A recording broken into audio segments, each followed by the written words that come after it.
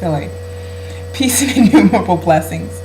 My name is Jeanette Jackson Lancian of Soulful Industry, and welcome to the Scorpio New Moon video.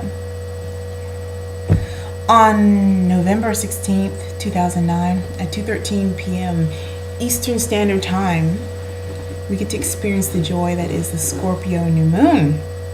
Now remember, new moons are all about goal setting intentions, looking at your life and saying, okay, is this working or is this not? This new moon is different. But first, what is Scorpio about in the path of evolution? Scorpio is about sifting through the shit. Scorpio is the person in the room who knows all your secrets, not because you told or somebody told, not because you told, but because they listened, because they watched you, because they know your truth through intuition, emotional intuition, and just watching. Scorpio just has a way of knowing, and it's a very powerful way. But the amazing thing about Scorpio is, more than any other sign, it will sit with you while you go through whatever you're going with, and it'll hold your hand and assist you in transforming whatever it is. It's a sign of transformation, of evolution, of being willing to dig through the muck, the emotion, the pain, the stagnancy, the shit, until you come to a place of transcendence, in a place of awareness, in a place of growth. So this is a powerful and amazing sign, but it's also an intense sign because it doesn't play and it's not willing to sit there and watch you fuck around. That being said, for the Taurus full moon, I asked you what exactly you were sitting on, what exactly emotions are you hiding, whose values are you using to build your life on top of. Whatever you were holding on to for the Taurus new moon, whatever you're holding on to for the Taurus full moon should be in your face right now because it wants to be let go. Scorpio doesn't play. It's one of those signs that'll make you do your work. So my first suggestion, and I have 5 of them because there's a lot going on, is do the work. Do the emotional work of cleansing out whatever stories, patterns, cycles you're holding on to that prevent you from living a life based on your own values that honors you. That's the first suggestion and the most important one, because if you don't do the work, you just kind of sit in that cycle over and over again, and it can't feel good.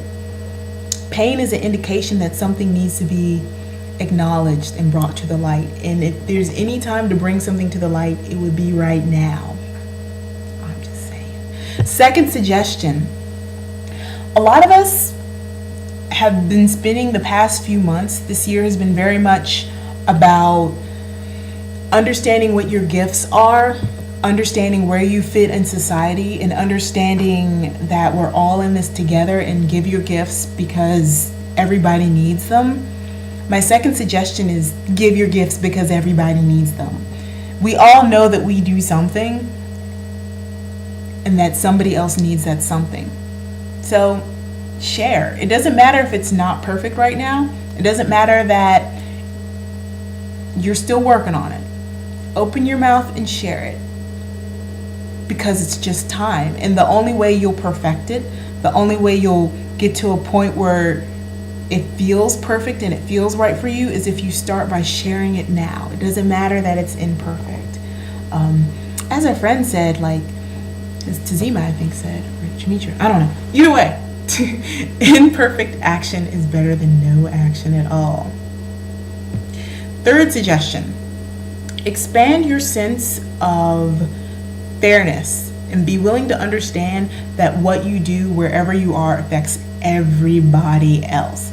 It's time to understand that global village is a reality, and whatever you're doing in Wisconsin affects the people in Costa Rica, and whatever you're doing in Costa Rica affects the people in Taipei, Taiwan. So understand that. And that's just I think part 1 of that suggestion. The part 2 is understand that There's going to be a time where we're all at some level held accountable and held responsible for our actions on a global scale. I'm not one of those people who run around and predict tsunamis and all sorts of craziness happening, because it's just, I don't tune into that. But anyway, when those sort of things do happen, or we have shortages or crises, understand your role in the shortage.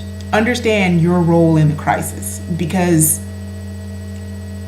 you have a role and responsibility in it just like everybody else. And things aren't necessarily for some large government or large corporation or somebody who supposedly has all the power to fix.